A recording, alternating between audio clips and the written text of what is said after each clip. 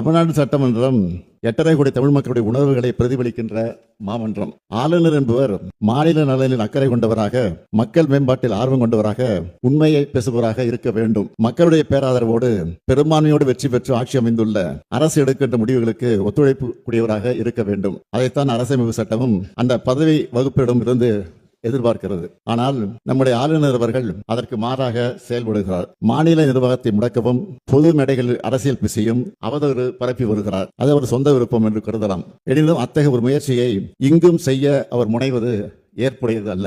ஆண்டுதோறும் அரசின் சார்பில் உரை தயாரித்து அனுப்புவதும் அதனை முறையாக வாசிக்காமல் ஆளுநர் முரண்டு பிடிப்பதும் தொடர்ந்து வருவது நல்லதல்ல.